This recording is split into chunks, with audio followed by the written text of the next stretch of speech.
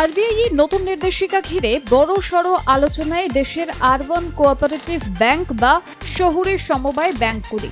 আমানতের পরিমাণ, মূলধনের শক্তি, শাসন ব্যবস্থা ও কমপ্লায়েন্স ক্ষমতার সঙ্গে সরাসরি ব্যাংকের সম্প্রসারণকে জুড়ে দেওয়া হয়েছে নতুন নিয়মে। উদ্দেশ্য একটাই, আমানতকারীদের সুরক্ষা।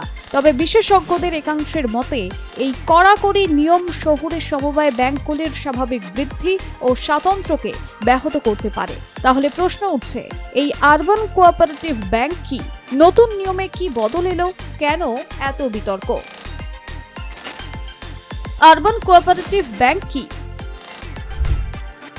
আরবান কোঅপারেটিভ ব্যাংক বা ইউসিবি হলো এমন আর্থিক প্রতিষ্ঠান যা শহর ও আধা শহর এলাকায় কাজ করে এবং সদস্যদের মালিকানাধীন। এই ব্যাংকগুলি সমবায়ের নীতিতে পরিচালিত হয়, অর্থাৎ পারস্পরিক সহযোগিতা, গণতান্ত্রিক সিদ্ধান্ত গ্রহণ এবং সদস্যদের কল্যাণই এদের মূল ভিত্তি। এই ব্যাংকগুলির গ্রাহকরাই আসলে মালিক। প্রত্যেক সদস্যের ভোটে অধিকার সমান, বিনিয়োগের পরিমাণ যাই হোক না কেন। ছোট ব্যবসায়ী, নিম্ন ও মধ্যবিত্ত, স্বনিযুক্ত মানুষদের আর্থিক পরিষেবাই দেওয়াই হলো এদের মূল লক্ষ্য। নিয়ন্ত্রণ ব্যবস্থা কিভাবে কাজ করে? আরবান কোঅপারেটিভ ব্যাংকগুলির উপর রয়েছে দ্বৈত নিয়ন্ত্রণ ব্যবস্থা। ব্যাংকিং সংক্রান্ত বিষয় যেমন লাইসেন্স, মূলধন, ঝুঁকি ব্যবস্থাপনা ইত্যাদি দেখে রিজার্ভ ব্যাংক অফ ইন্ডিয়া অর্থাৎ আরবিআই। আর প্রশাসনিক বিষয় যেমন রেজিস্ট্রেশন, পরিচালন পর্ষদ ব্যবস্থাপনা দেখভাল করে রাজ্য বা কেন্দ্রীয় সরকারের অধীন রেজিস্টার অফ কোঅপারেটিভ সোসাইটিজ। এছাড়া সাম্প্রতিক সময়ে গঠিত হয়েছে একটি ছাতা সংস্থা, national urban cooperative finance and development corporation. এর লক্ষ্য হল সদস্য ব্যাংকগুলিকে আর্থিক সহায়তা, প্রশিক্ষণ ও সক্ষমতা বৃদ্ধিতে সাহায্য করা। কোন নতুন নিয়ম আনলো আরবিআই?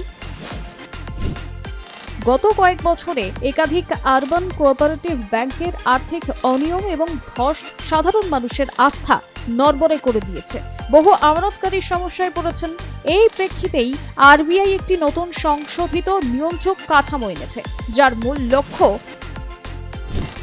আমানতকারীদের সুরক্ষা, ব্যাংকিং ব্যবস্থায় স্বচ্ছতা, ঝুঁকি কমানো, দুর্বল ব্যাংক চিহ্নিত করা।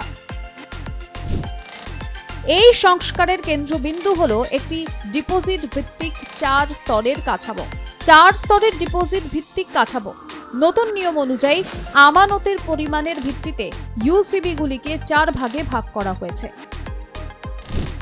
টিয়ার 1 100 কোটি টাকা পর্যন্ত আমানত, টিয়ার 2 100 থেকে 1000 কোটি টাকা, টিয়ার 3 1000 থেকে 10,000 কোটি টাকা, টিয়ার 4 10,000 কোটির বেশি আমানত।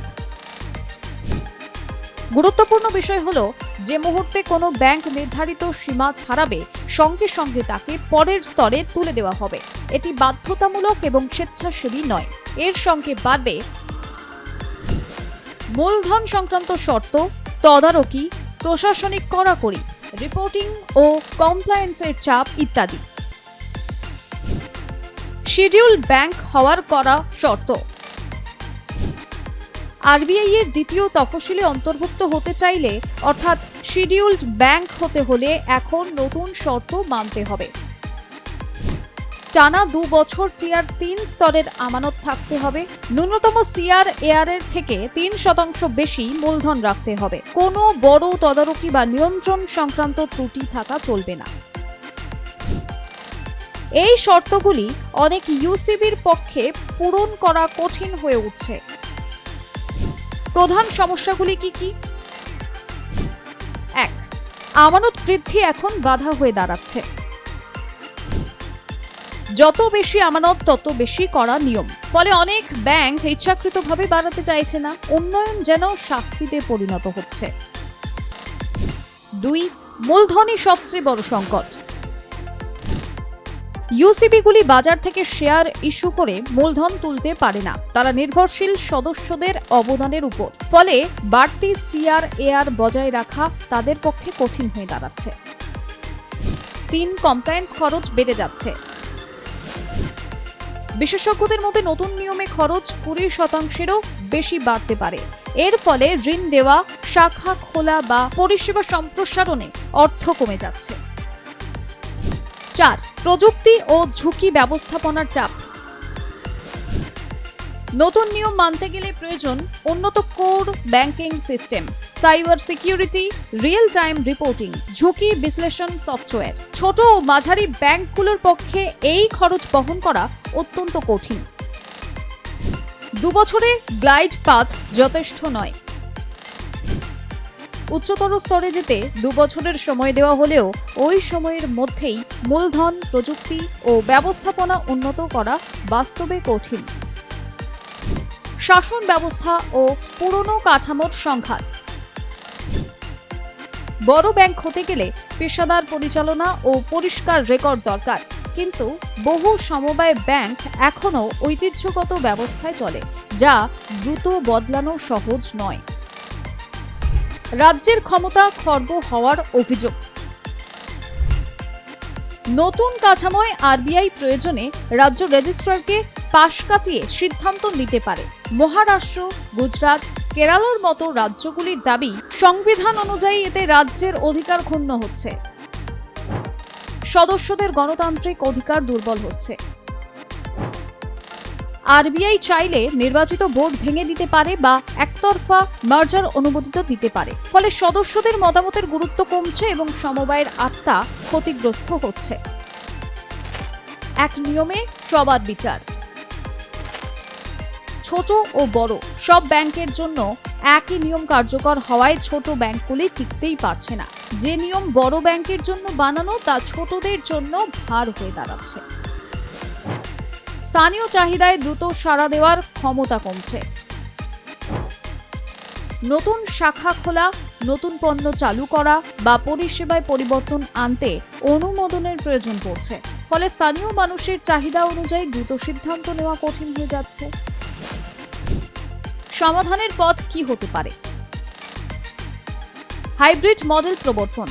আরবিআই আর্থিক স্থিতিশীলতা দেখবে, আর রাজ্য সরকার দেখবে প্রশাসনিক ও দৈনন্দিন বিষয়। এতে সমবায়ের চরিত্র বজায় থাকবে। ছোট ব্যাংকের জন্য আলাদা নীতি। কম ঝুঁকির ছোট ইউসিবিগুলিকে ছাড় বা সহজ নিয়ম দেওয়া যেতে পারে।